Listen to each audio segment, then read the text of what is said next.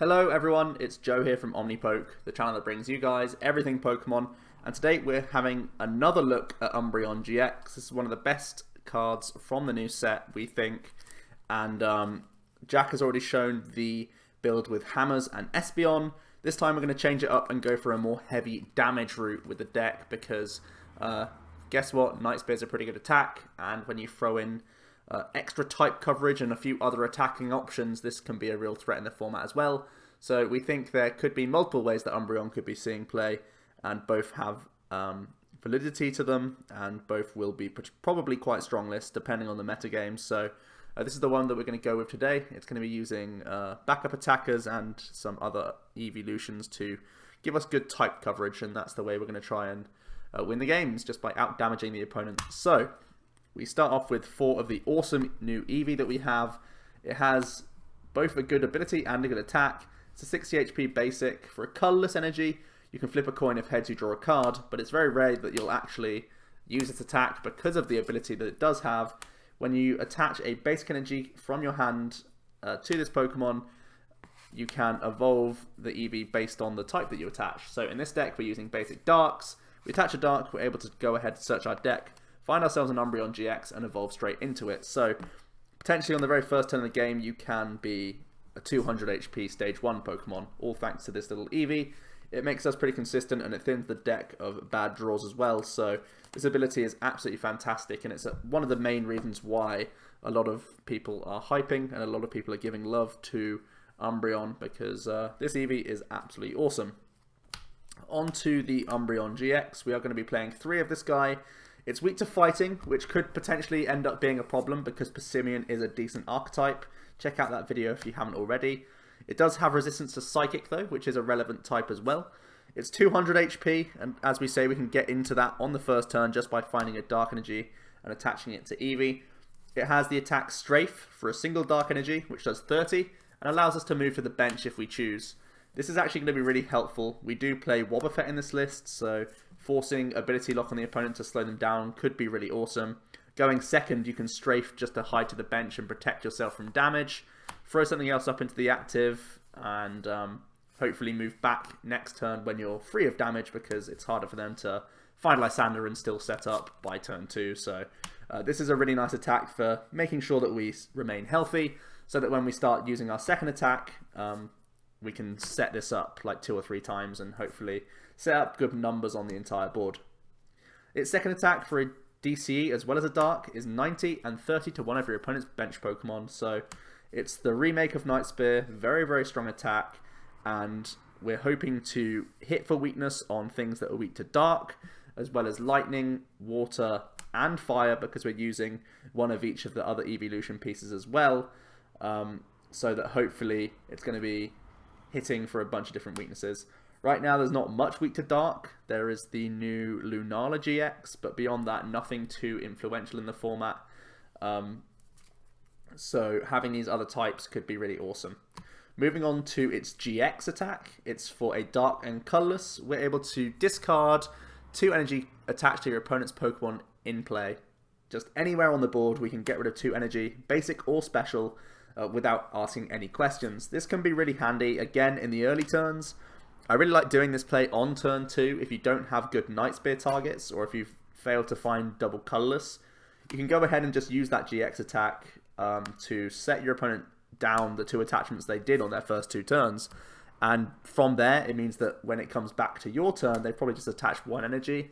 And if they're using attackers that require more energy, it means, again, you have the initiative starting off the Night Spear without getting any damage on the Umbreon. It's very, very cool. And there'll be lots of different spots where this can be useful. Not only turn 2, but there'll be random turns where we can just deal with something without actually getting the KO whenever we're whiffing DCE, stuff like that. This can be a really handy attack. I don't do it too often because we're trying to race very aggressively for prizes with this deck. But if we're yet to establish our other Eeveelutions for type coverage, and we know that we can get 1-hit KOs later down the line, it can sometimes just be a better option to go for the GX attack anyway, rather than set up a double Night Spear when the following turn you could just get a 1-hit KO anyway. So it's a versatile GX attack, and it's one not to be slept on, but the main attack we're going for throughout the game is going to be Night Spear. well, it's called Shadow Bullet, but it's basically Night Spear throughout the game. So, I've mentioned the other Eevees quite a bit. Here is the Jolteon. It's a free retreater. This is really nice. It means that we can one-hit KO Shaymin, one-hit KO things like Dragonite EX as well. Eeveelutions EX, we can one-hit if they don't have a Fury Belt, because we gain the Lightning typing. With its ability, Electric Effect, each of your Stage 1 Pokemon, which, although it does say GX, it says Stage 1 right in the top corner. So, this still counts as a Stage 1. And we gain that Lightning typing, we get a bunch of different weaknesses, which is really awesome. So yeah, that's great. We are also playing one Flareon. We're playing the full complement of all of them, to be fair. The Flareon helps out against things like Lurantis, as well as other fire-weak Pokemon. There's also Decidueye. Although we still don't one-hit KO Decidueye or Lurantis, we have other damage increases to hopefully get there as well. So do bear that in mind. Hitting 180 and then 90 to the bench is really, really strong for 3 energy.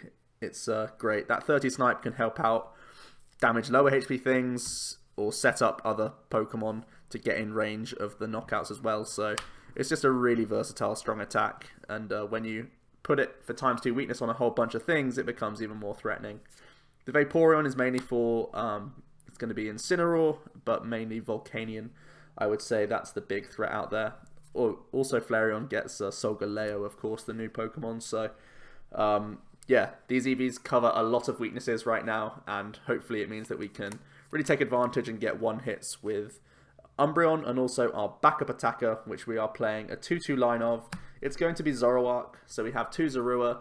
It has Moonless Madness, obviously, so that we can confuse things, so it fits the same role. When we go second, we can either go for a Strafe or a Moonless Madness. Both of these things can slow down the opponent in sort of getting their own setup. So Zorua serves that purpose nicely also.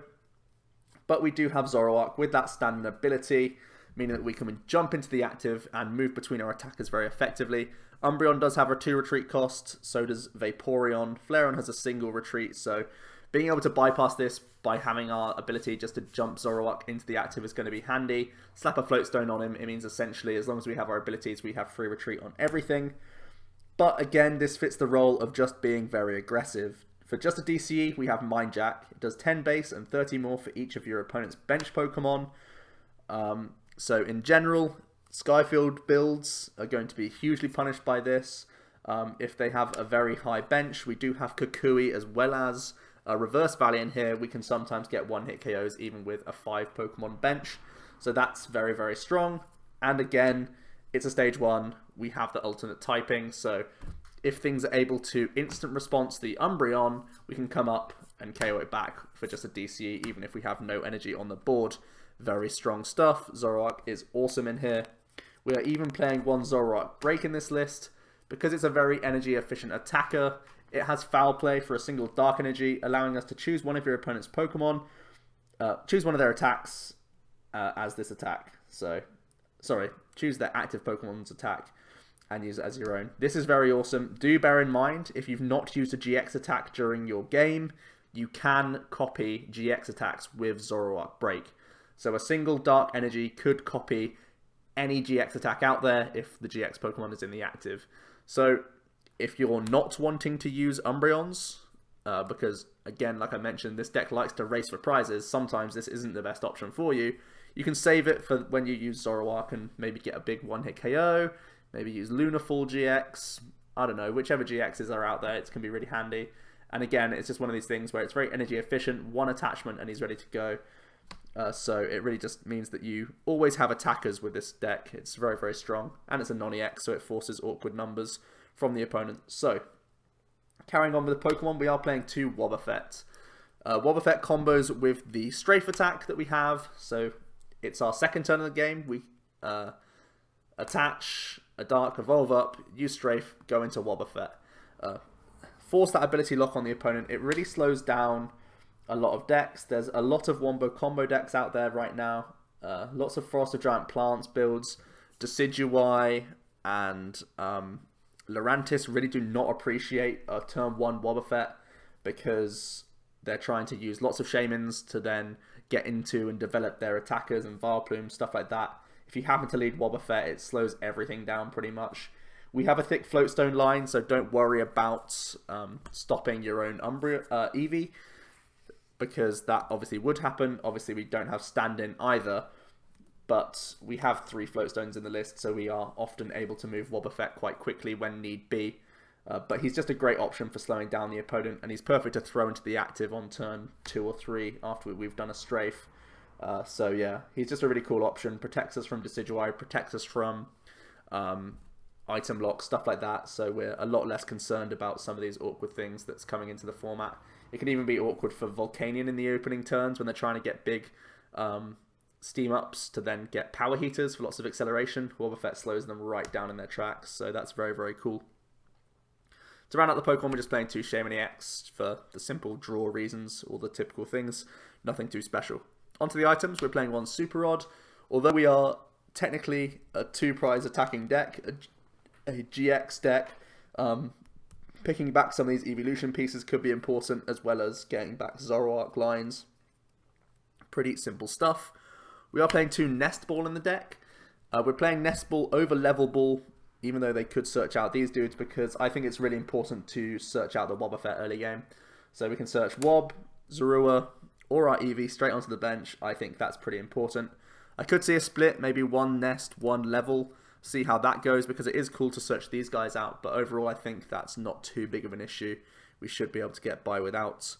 Then we do have 3 Trainer's Mail. Trainer's Mail is going to be nice for keeping consistent, getting us into our things. All very simple stuff. We do have 4 Ultra Ball.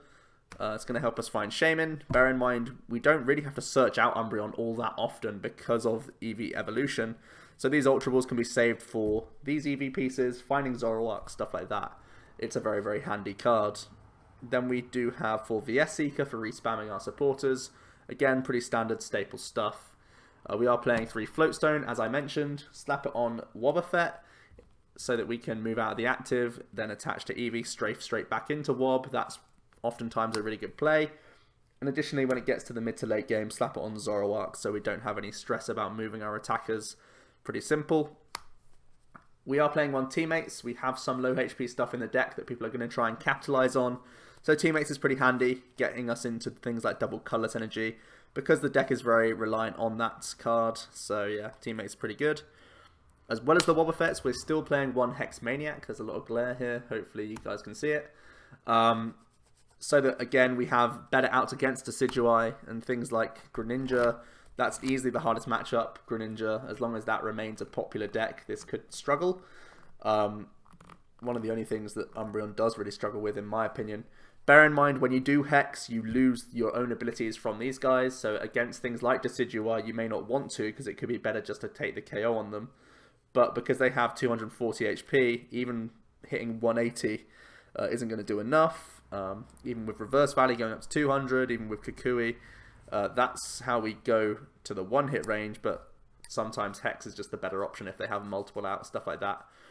And it's just going to slow down a bunch of different things. Speaking of Kukui, we do play 1 in here.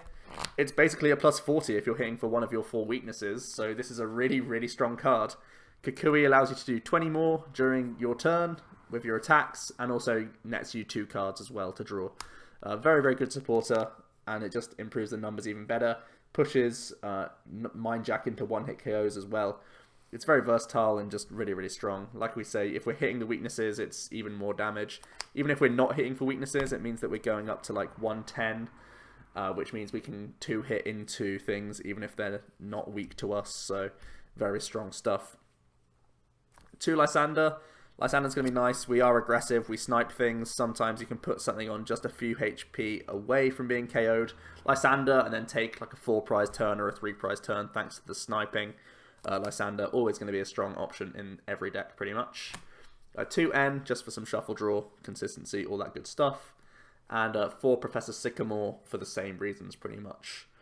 We are playing 3 Reverse Valley. It means that our quote-unquote Night Spear goes from 90 to 100, which means 200 if we're hitting for one of our weaknesses, which is really good because there's quite a few GXs on that sort of number, just like Umbreon is. So yeah, Reverse Valley, very strong for that. It means we also bounced other people's stadiums, all that good stuff. I just like doing more damage. It pushes Mind Jack again into these 1-hit KOs. Pretty important stuff. And then rounding out for energy, we are just playing 4 double Colourless, hugely important for Mindjack as well as Umbreon itself. And from there, we are just playing 6 Dark Energy.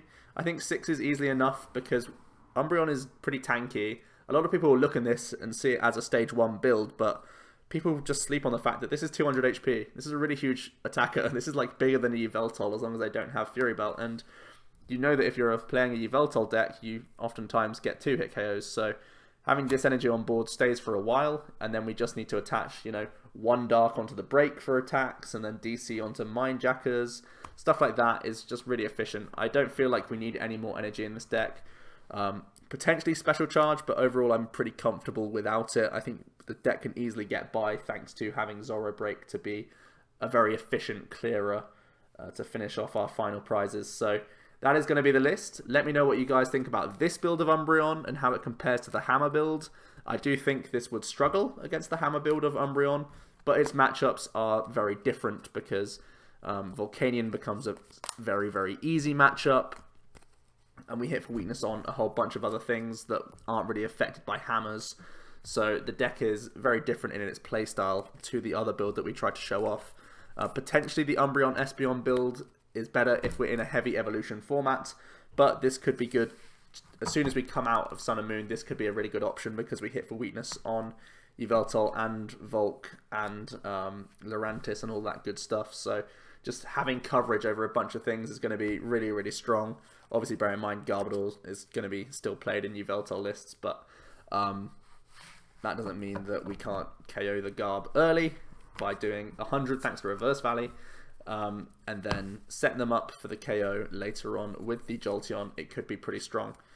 So let me know what you guys think about this build of Umbreon. Leave a comment down below. Leave a like to the video if you did, and subscribe to the channel if you've not already. For now though, it has been Joe from Omnipoke, and I will be seeing you guys in another video soon.